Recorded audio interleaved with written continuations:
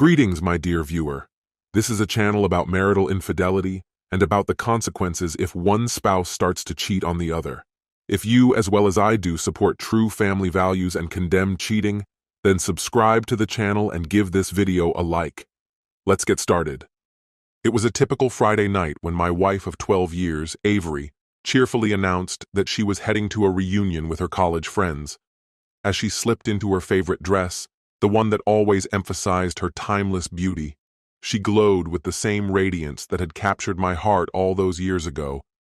Her excitement was contagious, and I couldn't help but smile as I watched her. Evenings like this were nothing new, Avery going out with friends while I stayed home. Over the years, I had grown to trust her implicitly. Our relationship was built on that foundation of unspoken trust. Before leaving, she leaned in to kiss me goodbye, and I wished her a fun night. She smiled playfully, reminding me not to wait up. I had no reason to doubt her words or question her intentions. My trust in her was unwavering. The evening started uneventfully. I found myself on the couch with a cold beer in hand, a movie playing in the background to pass the time. Avery's nights out were a regular occurrence, and I was genuinely glad for her to enjoy herself. However, as the hours slipped by, a strange unease began to settle over me. It wasn't an overwhelming feeling, but more like a faint itch I couldn't ignore. It wasn't outright suspicion, but rather a nagging sense that something wasn't quite right. Usually, Avery would post snippets of her night on social media, a photo, a check-in, or a quick story. But tonight, there was nothing. The silence was unsettling, and I couldn't shake the feeling that something was off. I tried to dismiss the thoughts, convincing myself that she was simply too immersed in the evening to update her accounts. Still, the unease lingered, growing more persistent as the hours dragged on. By the time the clock struck 1:30 a.m., my discomfort had evolved into a steady, gnawing worry. There had been no messages, no calls, no updates. This wasn't like her. Unable to ignore the growing doubts, I did something I had never done before. I accessed our shared phone account. For years, I had respected her privacy, never once crossing that line. But tonight, an insistent voice inside me urged me forward. As I scanned through the message logs, one name stood out: Daniel. His name appeared far more frequently than I had anticipated. Daniel wasn't someone I recognized from her university days or our circle of friends. He was an unfamiliar presence, a stranger in our lives. My heart pounded as I opened their message history. Though their exchanges weren't explicit, the tone was undeniably flirtatious. Messages like, "Can't wait to see you tonight," cut through me like shards of glass. The playful banter between them carried a weight that made my stomach churn. My thoughts raced, desperately trying to make sense of the situation. This couldn't be happening. Avery, my partner of over a decade, someone I had trusted without question, now appeared to be hiding something. Shock and disbelief left me frozen in place, unable to process the reality before me. At 3:30 a.m., the sound of her heels clicking on the hardwood floor signaled her return. Avery was home, trying to move quietly, as if not to wake me. Her effort was unnecessary. I had been wide awake for hours, my mind consumed by turmoil. She seemed startled to find me sitting there waiting for her. "You're still up?" she asked, her voice laced with unease. I forced myself to remain composed. "Yeah. How was the reunion?" My tone was steady, concealing the storm raging inside me. She hesitated briefly before responding. "It was nice," she said, avoiding my eyes as she busied herself removing her shoes. Her behavior was telling, her discomfort palpable. "Who all showed up?" I inquired casually, masking my curiosity with nonchalance. Her answer came too quickly, too rehearsed. "Just some old friends. You wouldn't know them." Her words rang hollow, and the name Daniel echoed in my mind like a drumbeat. I knew she was lying, but I held back from confronting her outright. I needed more than my suspicions. I needed undeniable proof. In the days that followed, I kept up the appearance of normalcy. Beneath the surface, however, I was methodically piecing together the truth. I delved into her phone, her social media, and any other digital footprints she had left. Bit by bit, the story of her connection with Daniel unfolded. It had begun innocently enough, but had grown increasingly personal over time. The culmination of my investigation was a photograph. Avery and Daniel at a party, his arm around her waist, her head resting on his shoulder. The image spoke volumes. They were far too close for comfort. The evidence was undeniable. Avery was seeing someone else. But instead of confronting her immediately, I channeled my emotions into a more calculated response. This wasn't just about addressing her betrayal. It was about making her fully comprehend the gravity of her actions. I began researching Daniel, uncovering details about his life, his social media presence, his job, even his private email address.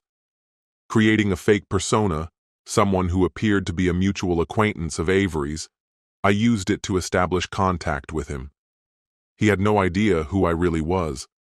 Simultaneously, I set up hidden cameras around our home. I recorded everything, their messages, their calls, and their meetings. My goal wasn't merely to confront her, I was building an irrefutable case. The day of reckoning arrived when Avery casually mentioned she was meeting a friend for coffee. I knew the truth. She was meeting Daniel. This time, I wasn't going to stand idly by. My plan was ready to be executed. I compiled a video, carefully edited to expose every aspect of their affair. It included screenshots of their messages, footage from the cameras, and the photograph of them together. I uploaded the video anonymously to a popular social media platform, framing it as a cautionary tale. Within hours, it went viral.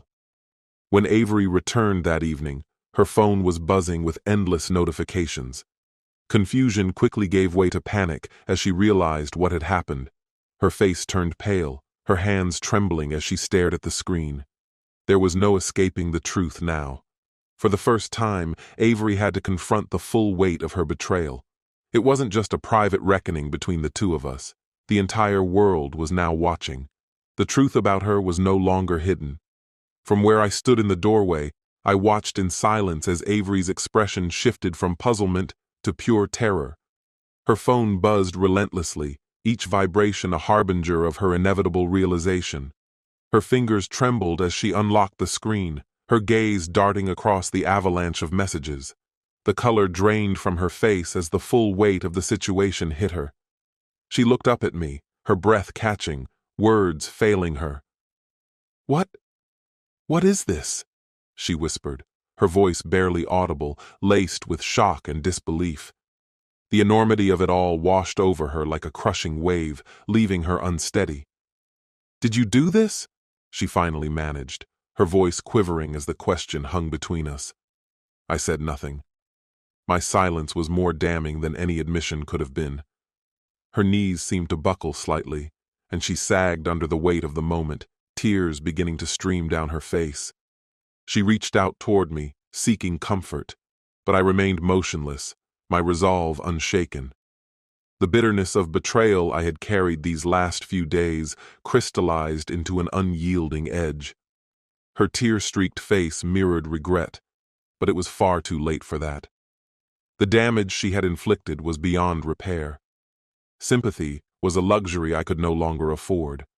Her lies, the secret texts, the covert meetings with Daniel, they had eroded the foundation of everything we had built over the last decade. She had destroyed it all for what? A fleeting, selfish indulgence. "Did you really think I wouldn't find out?" I asked, my voice calm but cutting, each word deliberate. Avery shook her head, tears falling harder now. I'm sorry," she choked out, her voice cracking. "I never meant for it to get this far. I never wanted to hurt you. Please, forgive me. I love you." Her words rang hollow. The love I once had for her was gone, replaced by a void she had created. Forgiveness? The thought was absurd. She had shattered everything we had shared, and now she dared to beg for something she no longer deserved. I don't want your apology, I said coldly. It's too late for that. Her sobs became frantic as she dropped to her knees, clutching at my legs in desperation. Her pleas tumbled out in a torrent, each one more desperate than the last. But it was useless. The trust she had betrayed could never be repaired. The incessant buzzing of her phone punctuated the tension in the room. She picked it up again, scrolling through the deluge of venomous comments now flooding her social media. Friends, acquaintances, even strangers had turned against her, labeling her a liar, a cheat, a destroyer of trust. The perfect facade she had so carefully maintained lay in ruins. The video I had posted was the catalyst. A calculated expose, it laid bare her betrayal with Daniel in excruciating detail. The world now saw her for what she truly was. Harsh as it seemed, it was the justice I had sought. Please, she begged, her voice trembling. Take it down. I'll do anything. Just, please, take it down. I shook my head slowly, feeling a cold satisfaction settle over me. She couldn't fathom the lengths I had gone to ensure the truth was exposed. There was no reversing it now, no reprieve. I'm not taking it down, I replied, my voice firm and unwavering. You made your choices, Avery. Now you're living with the consequences. Her sobs softened into shallow, uneven breaths as the gravity of her situation fully sank in. She had thought she could deceive me and emerge unscathed, but now the world watched her unravel. There was no escape from what she had done. Without another word, I turned to leave. There was nothing left to say, no confrontation that could mend what was broken. Her cries followed me as I walked away, fading into the silence that now defined us. She had taken everything from me, my trust, my peace, my sense of security, and I had nothing more to give. Where are you going? She called after me, her voice raw with despair. Don't leave. Please don't leave me. I didn't answer. There was no point. The man who had once loved her with all his heart was gone, replaced by someone who could no longer bear the sight of her. What we had was over, beyond redemption. In the quiet of our home, I packed my bags. Her muffled sobs echoed through the house, but I didn't turn back. Not because I felt nothing, but because I felt too much. I had given her everything, and she had thrown it all away. As I walked out, her cries grew faint behind me. The silence between us now spoke volumes, a final, unbreakable verdict. The days that followed were filled with messages from her. Apologies, explanations, desperate pleas for another chance crowded my inbox, but I never responded. As for Daniel, he disappeared from the digital world, erasing his presence as if that could undo the damage. He had believed he could waltz into my life and walk away unscathed. He was wrong. Avery and Daniel were left to grapple with the wreckage of their lives, their reputations in shambles. The truth was out, and there was no erasing it. Meanwhile, I moved forward. The pain lingered, but so did a newfound strength.